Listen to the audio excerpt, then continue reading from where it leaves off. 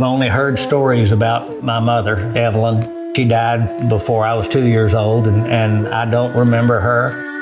I didn't know that my mother was Choctaw. She was a firecracker. She rode bareback horses. She rode bucking horses and bulls.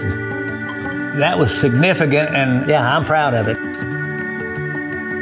I'm Don Gay, 8-time world champion bull rider.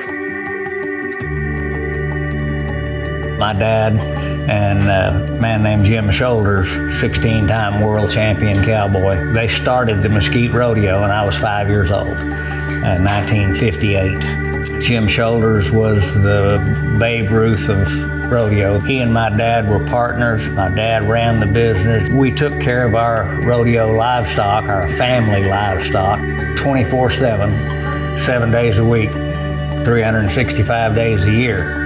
We just, we had to feed horses and clean the barn before school and then do it again after school was out. But we were living the life of a cowboy. Every Saturday night would come the rodeo. And everybody that was rodeoing for a living, they were some of the top cowboys in the world competing against guys like Jim Shoulders. But even as youngsters, kids, we had duties during the rodeo. But in between every ride, we had our heads stuck through the fence watching these cowboys, these professionals every weekend. I wanted to be a professional, the world champion bull rider. The worst time to be a young kid that is dreaming about being a rodeo champion, from 11 to 15, you're not big enough to get on the rodeo bulls. We were riding the steers that they use in the steer wrestling, learning our craft, learning how to stay on, learning how to protect yourself. I wasn't ready for that, and my dad knew it, and he was a no-nonsense guy. You know, you either do it or you don't. There's no halfway.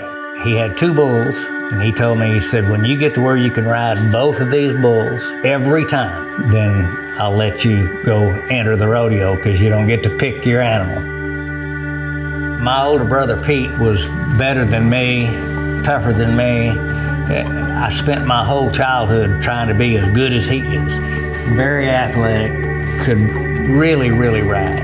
If I could just keep up with him, that was going to be plenty good. So I was continually trying to get better, stronger, quicker, and develop the bull sense.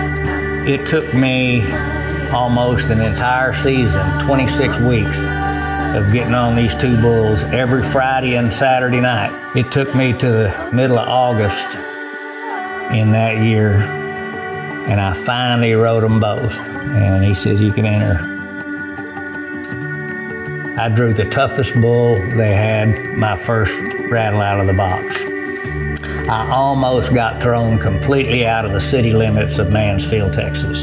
But I turned pro in 1970, and I was 16 years old, before the world got over-lawyered. The only drawback to that was I really wanted to go to more rodeos, but I was hamstrung by I can't miss a day of school. We did school things, baseball, football. The only deal we had with my dad is we had to make passing grades. I walked across the stage and I gave him my diploma, gave Mom a kiss, and Dad said, if you get sick or if you get hurt, call me. He said, if you get broke, get a job. Here I was, just barely 18, just out of high school, and rodeo season's 5 months in, and I think I'm going to make the NFR. I did.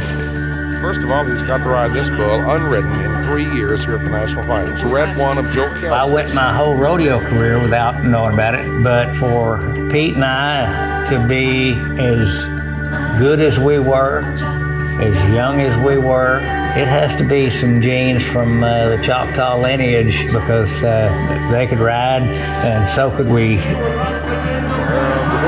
Bull riding was not a sport.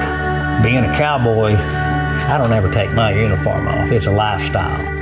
I make a living riding bulls. I'm not going to have a real job.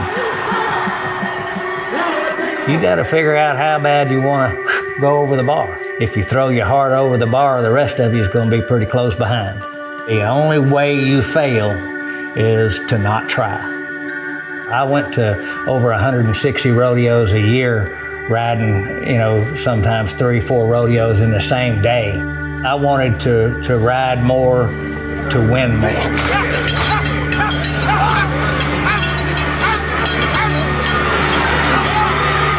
I feel like that together anything can be accomplished. It's almost biblical. We're going to make the place where we're at, we're going to make it better, we're going to build it up, and anybody that's getting left behind, we're going to bring them in.